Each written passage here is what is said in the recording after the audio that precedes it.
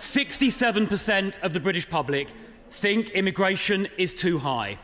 The British public is right. There are now around 11 million foreign-born people in the UK, and for too long, immigration numbers have been far too high. Immigration at this level has serious consequences. In a minute, 48% of social housing in London has a head of household not born in the UK. In the last 10 years, migration has absorbed around about 50% of new housing supply.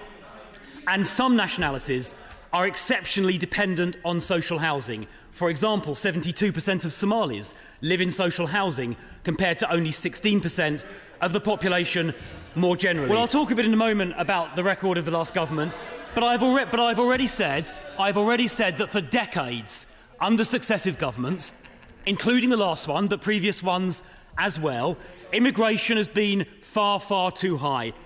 That is a failure by governments over a period of decades, and it is now time to listen to the British people and put this right.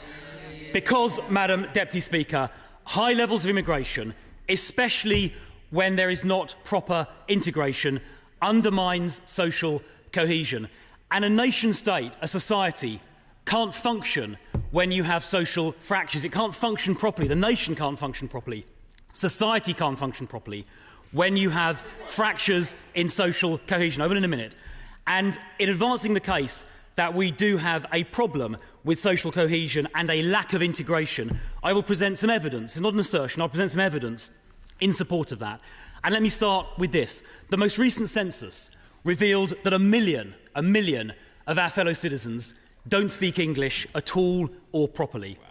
In one part of East London, 73% of children do not speak English as their first language.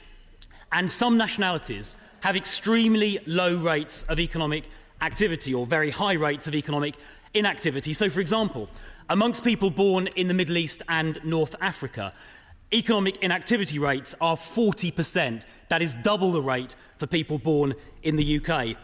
Amongst people born in South and East Asia, the economic inactivity rate is 50% higher than it is for people born in the UK. By contrast, amongst those born in Australia or New Zealand, the economic inactivity rate is only half the level amongst the UK-born population. And I'm afraid to say, when it comes to crime and offending, there are some immigrant groups where levels of criminality are very high. For example, Afghans are 20 times more likely to commit sex offenders than average. People of Congolese origin are 12 times more likely to commit violence, and Algerians are 18 times more likely to commit theft. So these figures, I will give way in just a moment, these figures illustrate that we do have a problem with integration, and that is why we need to get these numbers dramatically down until such time as we can address these issues.